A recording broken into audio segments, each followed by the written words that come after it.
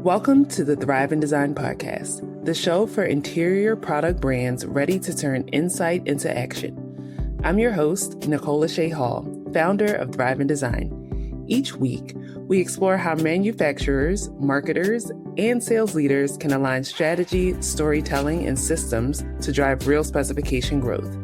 This podcast is about moving beyond scattered marketing, outdated sales tactics, and visibility for visibility's sake, and into clarity, alignment, and momentum. Whether you're navigating change, scaling thoughtfully, or rethinking how your brand shows up in the design industry, you're in the right place. Welcome back to another powerful episode of the Thrive in Design podcast. I'm your host, Nicole Lashae Hall, CEO and founder of Thrive in Design, where we help interior product companies grow their brand and revenue through human-centered strategy and design. Today, I'm honored to welcome back Stacy Garcia, CEO of Libatex and Stacy Garcia, Inc., and one of the leading voices in the hospitality design industry. With over 25 years of experience spanning licensing, branding, product development, color and trend forecasting, textile sourcing, and lifestyle design, Stacy is a true creative entrepreneur whose work reaches from floor to ceiling, literally, textiles, wall coverings, furniture, carpet, and accessories, to name a few. She partners with some of the world's top manufacturers to bring thoughtfully designed, commercially successful products to the hospitality, healthcare, and contract markets. Beyond product creation, Stacy is a recognized industry leader and educator. She serves as a chairholder of the Color Marketing Group, is a member of Pratt and Lambert's Style and Design Guild, and is a frequent speaker at colleges, universities, and major trade shows. Her work has been honored by ASID for design excellence and featured in leading publications including Interior Design, Boutique Design, Luxe, Architectural Digest, and more. In today's episode, we're exploring how innovation, data, and creativity intersect in modern product development. Stacy shares real-world insights on launching products in today's fast-moving market, how AI is influencing forecasting and strategy, and what it truly takes to build collections that resonate with designers and drive long-term brand growth. If you're a product brand navigating the future of launches, licensing, and industry evolution, this episode is filled with practical wisdom and forward-thinking perspective. So let's dive in. Welcome back to the show, Stacy. Thank you so much, Nicole. It's so good to see your face and be on the show again. Yes. So I'm so excited to have you back. And this time around, I want to get into some different topics, especially around AI. You and I have connected about it before, but I want to get into all the things. So first, I want to start by asking you, you've been in the game for a long time, over 25 years. Before you share some more insights, what pivotal decisions have helped you evolve from designer to strategic product leader in our industry? Oh boy. I don't know that it was so intentional. I don't know that that was really like the master plan. My passion has always been and continues to be product development, and just really like my why behind it is what I realized about myself is I'm an artist. I love making beautiful things, and I love making things beautiful. And not everybody's wired like that. When you're in the design world, you move through the world and you experience it in a visual way where you sort of like can feel and sense the balance in something and the energy in something and sort of how a space makes you feel. I've been more granular in my career because I'm focused on the product itself and sort of like, what is the soul of that piece and how is that going to impact the space? So my passion has always been as a designer first, really sort of just loving the language of design and the creative expression that goes along with it. Becoming more of a strategist and sort of, like you said, that kind of leader position, I think for my career was something that just kind of evolved. It wasn't part of the master plan. It was more of an evolution as I was developing my practice and working with our different manufacturing partners. doing the research behind the product, I think, gave me a level of expertise that was different than how many of their other partners worked with them. And that became something that elevated my position and kind of career over the arc of many years. Yeah. So let's talk about your process, because I'm sure it has changed over your career. Walk me through the evolution of developing a product as Stacy Garcia. Yeah. So, it's always fun to talk to different creative people because there's always some overlap in the process, but then everybody sort of brings their unique spin to it. And I often parallel what we do as creatives to the world of cooking. Being a chef is a creative endeavor, and there's a million ways to make a hamburger, right? And so every chef is going to approach it differently. And I feel kind of the same way about the design process. Every designer approaches it a little differently. I didn't know that when I was starting out. I thought we just sort of like we're all doing the same thing. And then you work at different places and you realize that you can develop your own process and language. So one of the things I was fortunate in my early career was I had somebody come by the booth, like my very first trade show booth when I was still working in the industry for somebody else. Mm-hmm. And it was literally like show probably 2 that I was at. I think I had done one in New York and this was my first Vegas show. And she said to me, "Oh, hey, like you're new to the industry. You should really think about joining some of the organizations. It'll help your career." And I was like, what are these organizations she's talking about? So she was like, you need to become a member of Color Marketing Group. Like if you're involved in design at all, you need to become a member of this group called Color Marketing Group. And I like scribbled it down on a paper. And you need to join a group called NEWH, like the Network of Executive Women in Hospitality. And I was like, okay. And I scribbled them down. And, she became like an icon of the industry, but she was a seasoned person who was just no benefit to herself, just to help the next generation. Mm-hmm. And I was fortunate that she sort of landed this wisdom on me, and then I followed the advice. And so the very first thing I did when I got back to New York from this trade show was to look up Color Marketing Group and NEWH and apply for memberships to both of them. And I was an employee somewhere that didn't have members at Color Marketing Group. So NEWH was easy. It was still like a relatively inexpensive. Yeah. Color Marketing Group, or CMG, which is this International Color Forecasting Association, was more expensive. So it was like probably a couple $1,000s to join. And then I was asking to attend the international conference on top of it. And I had to give this whole pitch to my boss on like why this was important and that I was going to report back to all the studio. Yeah. And they said yes. So they let me join and they let me attend, and I became a very active member, and I'm still part of this. I'm now a chairholder of this group. But learning the forecasting process early in my career was something that I was able to bring to the table for my boss at that point in time. I wasn't yet in my own studio practice, and they were not as actively formally forecasting. So, the process at that point was they would kind of get feedback from clients and get feedback from the sales reps. And then the designers would sort of look at art studios and put together what they thought was a pretty collection or a viable collection.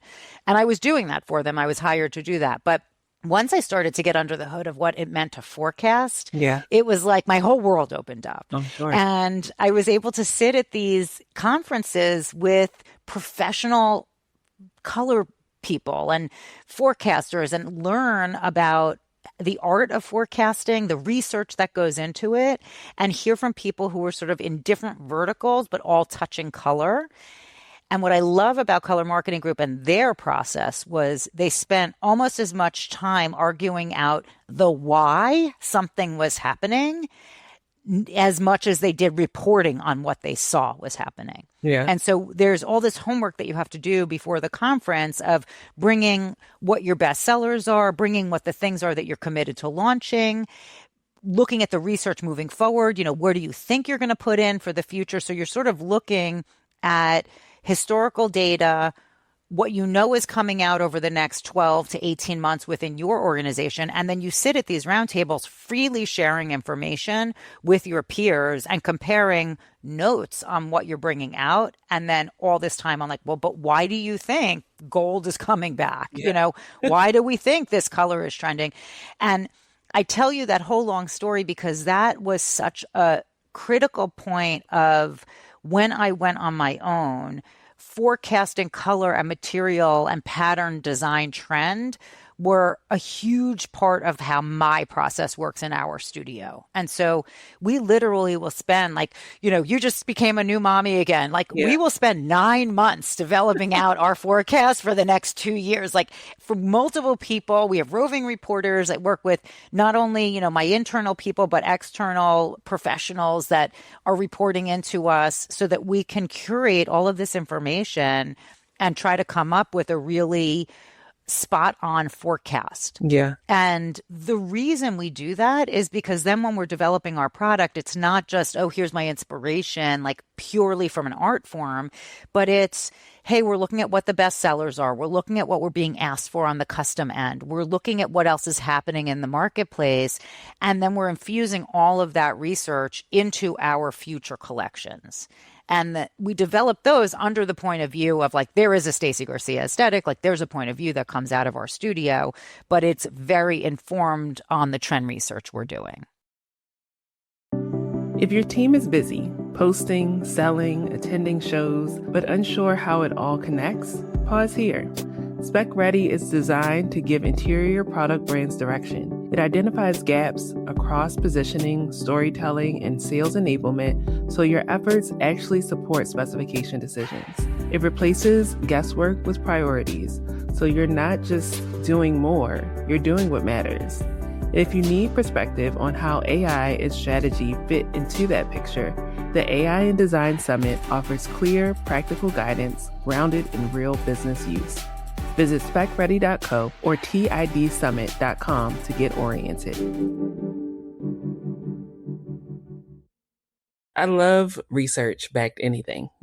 Research-backed marketing, research-backed design, especially in our industry where a product company, of course, they are creating products for the built environment to look beautiful. But at the end of the day, the product company is thinking like, we have these revenue goals. So we want things to be trend forward and for it to be specified and put into spaces. So I love that you guys are putting so much effort into the research and the data behind it so that it's not just the art form, right? Of course, there is beauty in that too, but it's data mixed with the art form that yields such beautiful product, whether that's licensing your collections or what your guys are doing at Levatex. So I love that. Right. So now we're in 2026, right? And AI has come into the picture. Oh, yeah. A lot of different ways. I know I have been testing out AI on so many different facets, Stacy. But tell me how AI has been impacting your process. And that can be product development, product marketing. Tell us everything.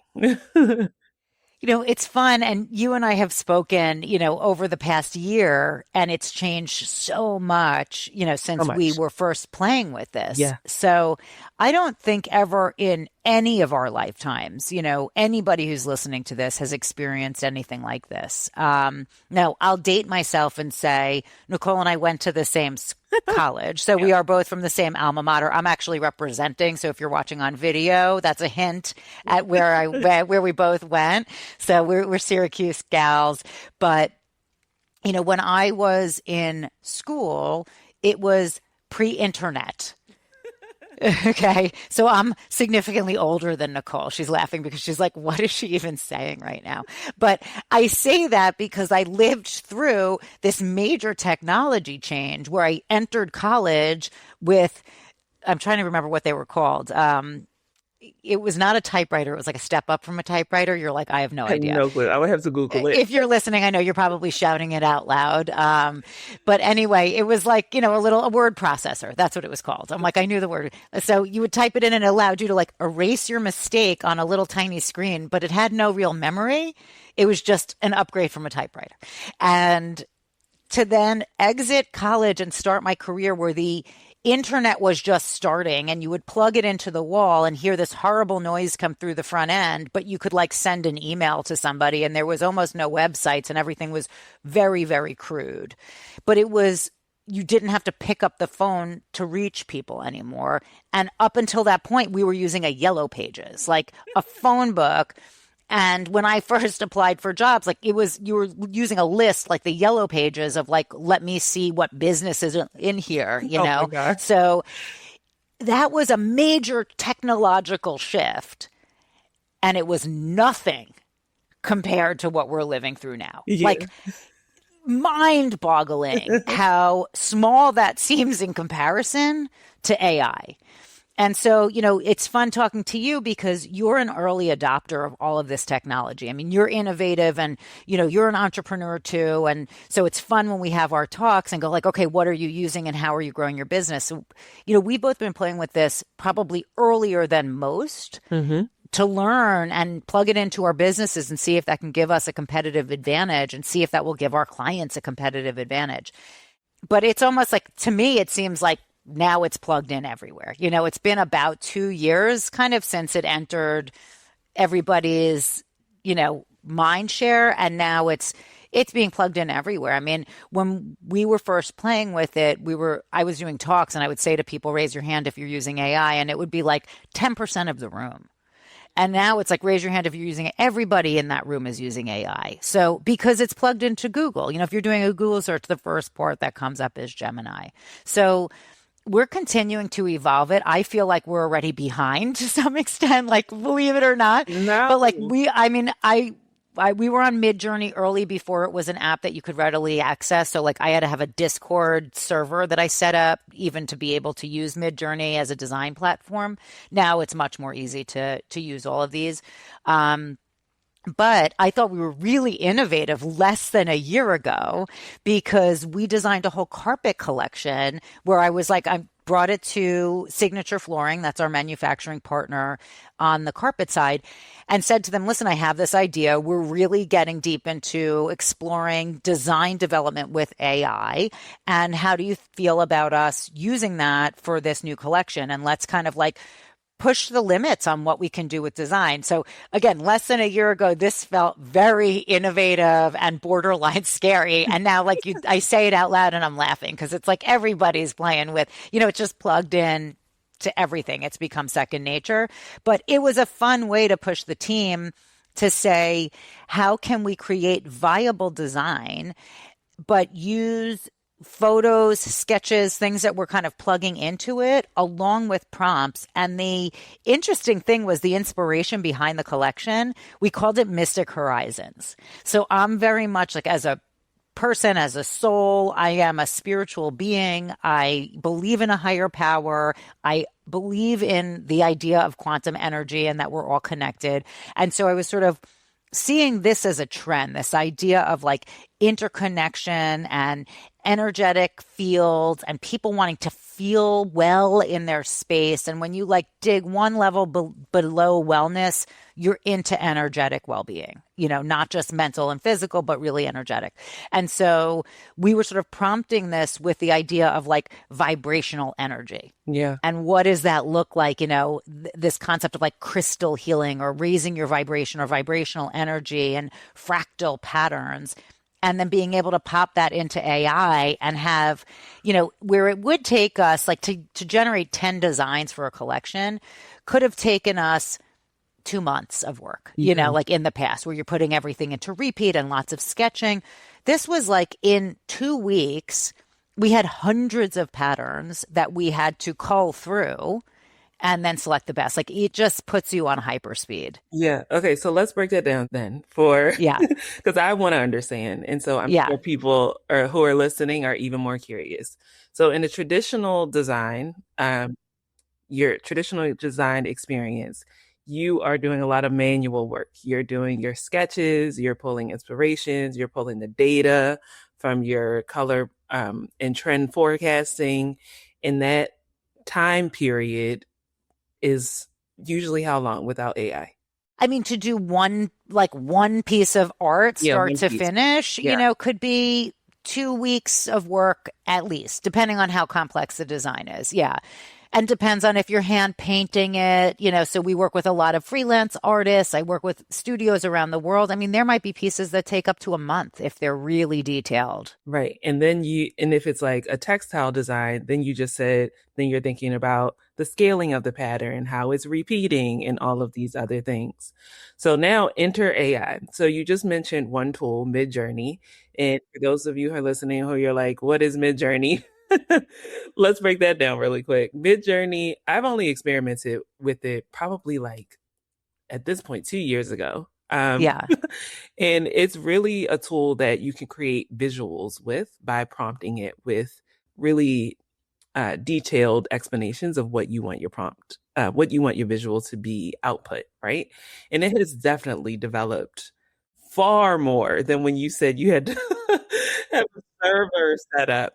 So now enter these AI tools. Midjourney, what are some other tools that you're using in that process as well? So now we started playing with Nana Banana, I which just is, downloaded that yeah, last so that's night. a good one. Stacy, It's awesome. yes. So that's built into Gemini. So if you have like the professional version of Google's Gemini, Mhm. Nano Banana is like a little icon on the bottom menu. I think it may even pop up when you're starting to prompt it.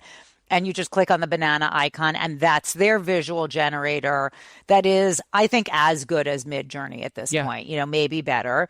If you're a designer that's on Photoshop, it's plugged in already. So on Photoshop's Firefly, they're functioning off of the Google Nano Banana technology. So you can use it's now embedded into the tools that as a designer you'd be using anyway. It's like it's plugged right in. So what's cool about all of these technologies now is we went from only being able to prompt Uh-huh. to being able to upload our own ideas. Uh, And so, like you're saying, we went from something that might take 2 weeks to a month, depending on how detailed that piece of artwork is. I mean, we have art that like somebody is hand placing every little leaf onto the page and gluing it down so that we can get the most amazing embosses, for wall covering. Like that's, a lot of them still begin with the hand process. true art and a human being. Yeah. But what I can do now is I can take that piece and say, I love the technique. I'm really happy with it. I can upload a picture of it as a reference into this tool. Now, I've commissioned the art. It's mine. I own it. Right. I can do what I want with it. And, you can put that as a reference, and I can put a sketch in that one of my other artists drew or a reference image and say, take this design. And I have thousands of designs in my archive. I mean, I've been in business over 25 years on the design side. So, there's so much design reference that we've developed. Mm-hmm. So I took one of our pieces, a classic damask, and I said, here's this reference, but here's the technique. So I can upload my images now, and it's like, boop, in 30 seconds, it gives you 4 options of this pattern, like almost to the T, like the pattern that I wanted, but it looks like somebody just spent a month laying all those leaves in to create the design. I love it. Like it's insane how fast you can work. Yeah, and just how much more accurate the AI is at doing what you need it to do. But one point that I want to point out here is that you actually just described AI going from like being your little minion of you like Yes. prompting it and telling it. It's almost being like your colleague or a part of your team. So you're working along with it with your own ideas versus it creating ideas and you running with that. So I think that has been the major shift that I have seen with AI of this okay, prompting until no end, but Yes. now we're using it as like a companion and a colleague in a lot of different processes, not just design. So let me ask you, I know I'm the interviewee, but what are you using to do those? For the listeners out there, I'm curious, when you say that, so you're talking about what's the term is agentic AI. Yes. So not just being an AI platform that you can use, but being able to research on your behalf and then execute on your behalf. Are you finding luck with some of those? I'm curious what you're using. I'm still a ChatGPT girl. Okay. Still ChatGPT. I'm almost ready to and jump I off of it. And I have custom GPTs that I've built myself that are like a part of my org chart for my company.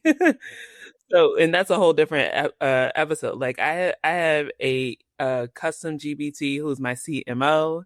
I have a custom GBT who's my podcast copywriter, and I've like trained them to do certain things so that once we're finished with this podcast, Brett, my producer, can take the audio transcript and give it to Maya, and they all have names, Yeah. and Maya can take that transcript, turn it into SEO rich show notes. We can repurpose it for blogs and copy for our marketing, etc. So I'm still like ChatGPT hands down, but I am going to be experimenting with like Claude Cowork. I've heard really good things about that. I just downloaded the Nano Banana last night and mind blown because I'm working on like a launch campaign for one of my clients, and I'm like, let me like experiment what we can do visually for this product launch. So yeah, so that's where I am right now, and I probably have a list of a bunch of tools that I can't even remember because they're just ingrained in my day, but I can link them in the show notes and also share them with you.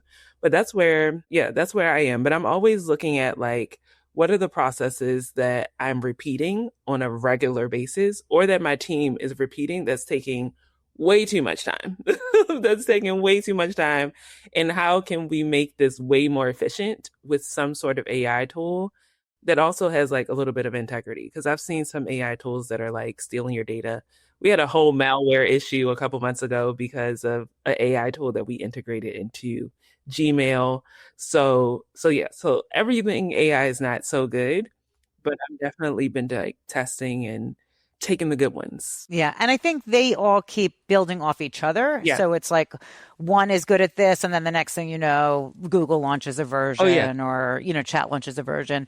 The other one I've had good experience with in terms of like agentic workflow is Manus. Oh So yeah. I don't know if you've played with I've that one tried at that too. all. Actually, you and I had talked about that, back in DC, I think, and I was playing with that on the train.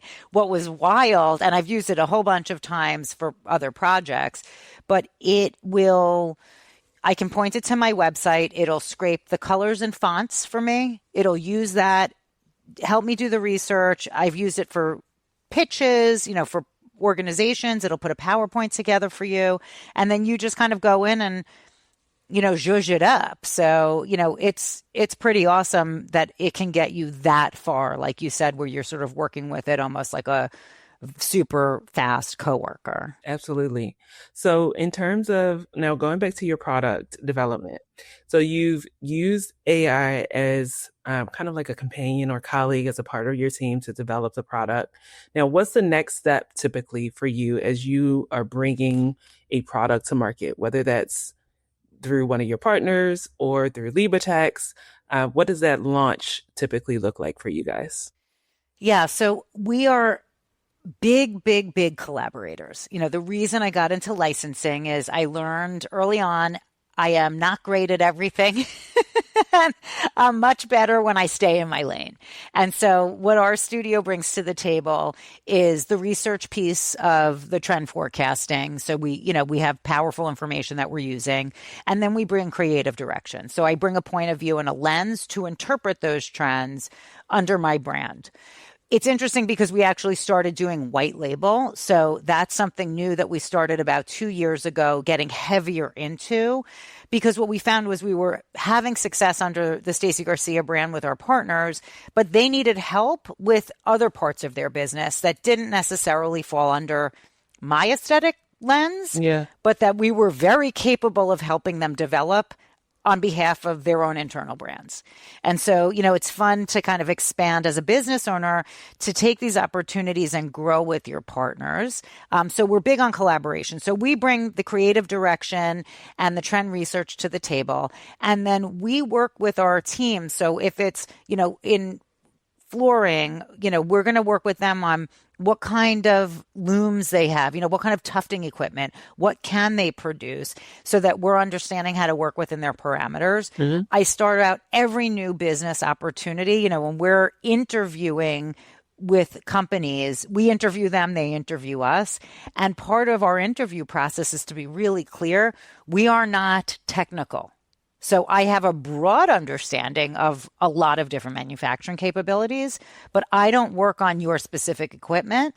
And you need to bring the technical piece and we're going to listen to you and we're going to believe you Yeah. when you tell us stuff.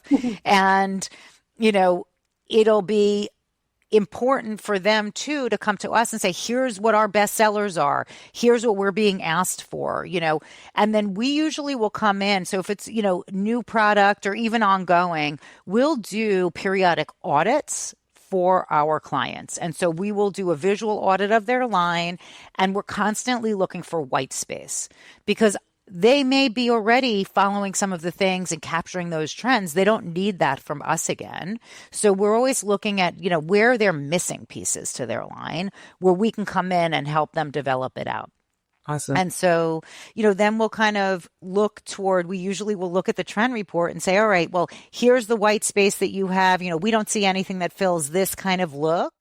And we just did this with a lighting company. So we're launching a new product in January at Lightovation. So I'm excited about that. So I'll let you know when it gets closer, when I'm allowed to officially announce. But, you know, we took a look with them, audited their line, brought them the trends that we said, hey, you're missing looks like X, Y, and Z. You know, we've got 6 trends, but you've got those covered. So we're going to focus on these and then develop those out, you know, under how we feel they'd be interpreted in our brand. But it's fun because they're now taking these initial concepts, meeting with their factories and coming back to us to say, okay, here's what we can do. Yeah. You know, we found someone who's great, you know, with travertine, or we found someone who's great, you know, with leather, you know, some of these things that we're kind of pushing finishes in their direction. But, you know, we're not really finding anyone who can do these wood looks that you had envisioned, you know, whatever they are. And so we are really always collaborating with them on what they think they can execute, not only really well as a finished product, but in the price point that the market will tolerate. And that's always big for us because there are some design firms who they're aiming to be completely exclusive. There's only 3 people in the world who can ever afford what they do, and they thrive in that manner, and that's wonderful for them. Right. But for us, we are typically looking at still, I would say, like attainable luxury. Yeah. You know, it's a luxury product, but it's at a price point that realistically can go into 600 hotel rooms. There's still a limit to what people are going to pay, even if you're designing, you know, a JW Marriott. Yeah, especially in hospitality, right? They want it to Correct. look amazing. They want it to be adorable, but they want it to be within a certain budget. It has to. They're running a business. Exactly. Exactly. Yeah. And then on that side of how you're marrying the product development on the creative side with the technical side of the manufacturing, is AI playing a game in that regard? So it's really where we're using it right now is more on design iteration. Okay. So, you know, we're able to, in the past, you know, we'd be working on SketchUp and, you know, mocking things up in 3D and, you know, or you'd give something to a renderer and it'd take them a week and cost you $2,000 and you'd get it back. Yeah. Now it's like, you know what? I like what that manufacturing, you know, idea was, but what if we did it as a 3-tiered chandelier instead of as a one, you know, thing? And so we're literally doing the same thing of going, okay, here's the material sample. Here's the sketch of the chandelier. Show me what it would look like. And 30 seconds later, it spits it out. And we're like, we like it, or try it as a 2-tiered instead of a 3. Great. And so we can just Iterate. very quickly give spot on visual direction to our partners.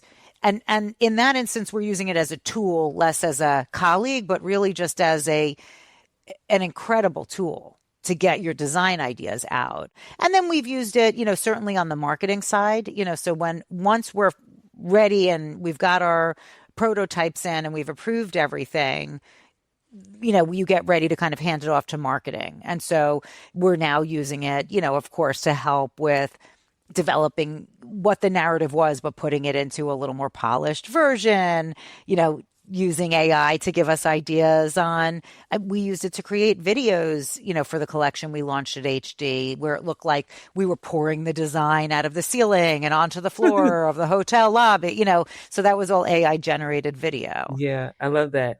Okay, so whether it's AI or not, I would love to hear your perspective of like getting design, marketing, and sales aligned, right? Because, you're coming from this perspective of, okay, here's the creativity behind what we're launching. Here's even the story behind what we're launching. Here's the data behind what we're launching. But how do you, whether it's through Libatex or with your partners, get design, marketing, and sales aligned to tell a cohesive story about the products that you are bringing to market?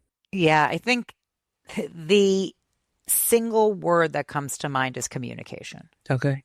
It's like anything else, in order to get the teams aligned, you have to be communicating with each other. So you can't be working in silos. There has to be these overlap moments where you're all sitting in together so that the head of sales or whoever's going to train the team is part of those conversations. And I'll tell you, for us at Libatex, I have the benefit of owning the company. So I'm sitting in on weekly leadership meetings and, it's sales, marketing, operations, product development, all of those things are being talked about. And when you're getting that share of knowledge and information, it makes product development stronger. Yeah. It makes the marketing message stronger. It makes the sales execution stronger.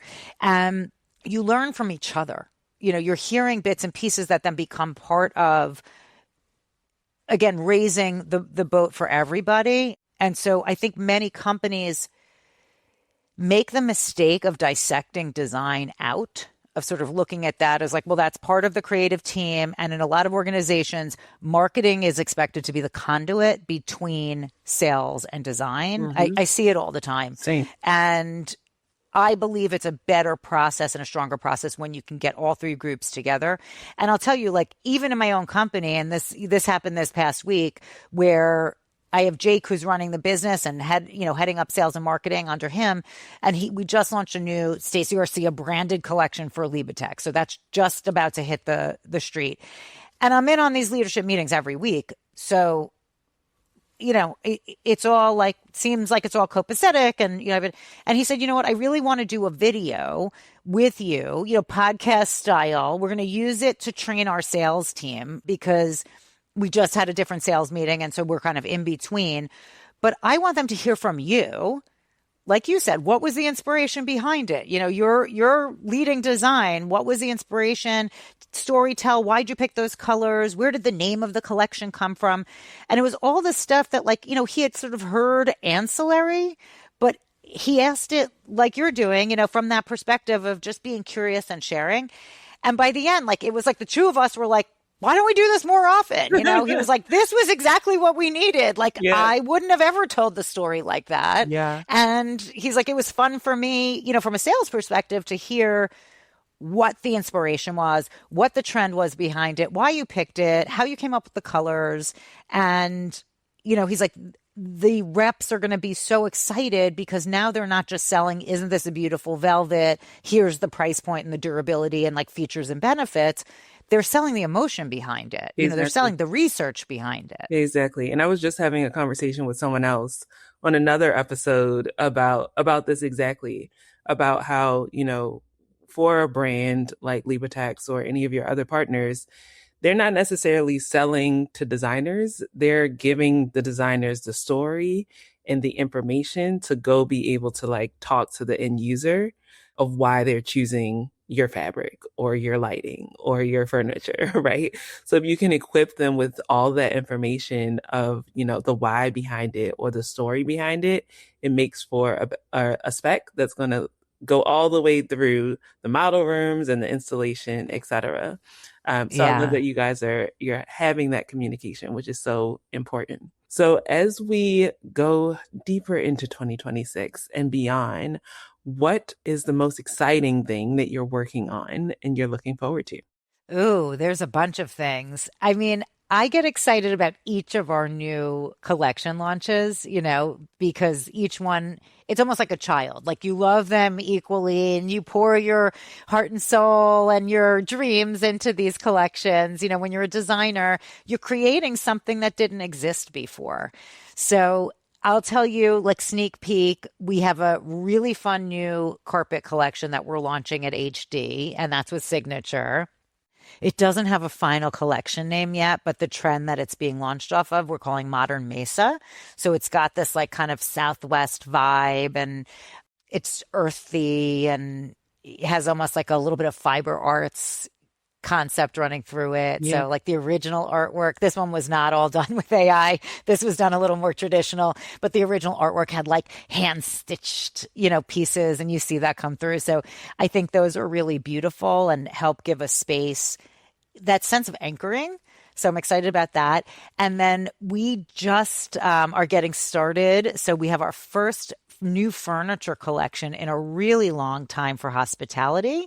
And that's with a new group for us. They're called Andaz Manufacturing. Yes, I know Andaz. So yeah, they're a great group, and they're out of Houston. But again, it's all like, you have to fall in love with the people and trust that you're going to, they're going to execute on what they say and that you can execute on your piece. I love their story because their owners started out as hotel owners and they still own hotels. So that's still part of their business. And so they kind of started out feeling the pain from an ownership perspective first, and then extended out into FF&E, hotel design, procurement. Were procuring their own furniture and, did all the due diligence and have these phenomenal factories. So when I had first been introduced to them, I was just so impressed by their finished capability and what they could manufacture, and know that they, had the ability to bring them in at really good price points. They are far from cheap, Yeah. but from the level of luxury that they're at, I think, because they have hotel owners as the owner of this company, they understand, where they really need to be to help that end user feel like they got a good deal on that. So I'm excited. We're launching our first collection with them in Vegas at HD. Exciting. And so we're working, we'll be quickly working on our next concept after that. So if your listeners are going to be at the Vegas show, come say hello to us. And I mentioned lighting. So, for me, it's that constant evolution of being able to create new ideas, new things. And we just launched our trend boxes. So that was, again, almost a year's worth of work. And the 26, 27 trend boxes were just shipped out like over the last 2 weeks. Okay. So those went out to about 500 design firms that requested access to them and are receiving, the 6 new trends for their use and their knowledge and their inspiration. So that has been, again, a labor of love, and really happy to start hearing feedback from the community that received it. And again, if your listeners are interested in it, also, I can give you the link for the show notes. If they want to download the trend report, we have a free download as well. Awesome. Stacy, I just want to know, when do you sleep? When do you sleep? Well, blessedly, I have a lot of help. Yeah. So like I've got a incredible spouse and, supportive team of people. So, and then work lights you up. So I love what I do. I love the people I do it with. That's We're good. blessed to work in, the hospitality and design community, where I truly believe like there are no greater people Absolutely. than those who are called to provide hospitality. Agreed. Well, and you also just gave me some new goals by sharing that information about Andaz. I'm like, maybe I need to own a hotel and a manufacturing company to supply my own, You know what? You furniture. never know. I love hearing people's and it's the ones that start with humble beginnings too, that you're just like, wow, Yeah. it's, if they can do it, you can do it. And I think it's part of where are your dreams? I love that. So, constantly hearing stories like this and dreaming bigger for yourself is always inspiring. Absolutely. So to close us out, Stacy, if a product brand is listening and they're preparing for a major launch this year, what is one strategic step that they should take immediately to increase their odds of success?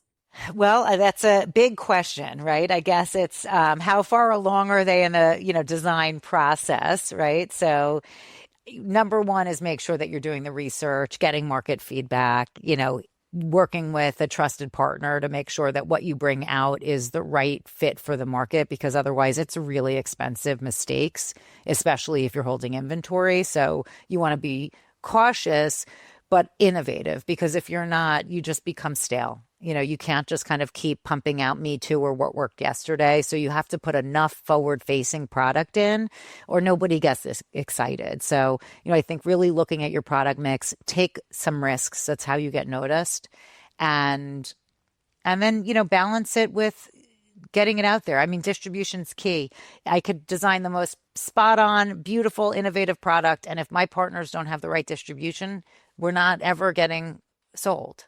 So, a lot of it is making sure that, the sales and distribution teams are set and ready to go. Yeah, everybody needs to be in alignment, communicating, data focused, and all the things. Well, Stacy, you shared so much a good insight today, and I appreciate you coming back on the show. If anybody wants to find you online, where should they go? So our website is stacygarcia.com, and there's no E in Stacy. And then otherwise, I'm on all the channels, on LinkedIn, on Instagram. We have Stacy Garcia Studio. And then my personal on Instagram is Garcia_Globetrots. So you can see where in the world I'm traveling. And I'd love to connect with you. All right. Well, thank you so much, Stacy. It's been a pleasure.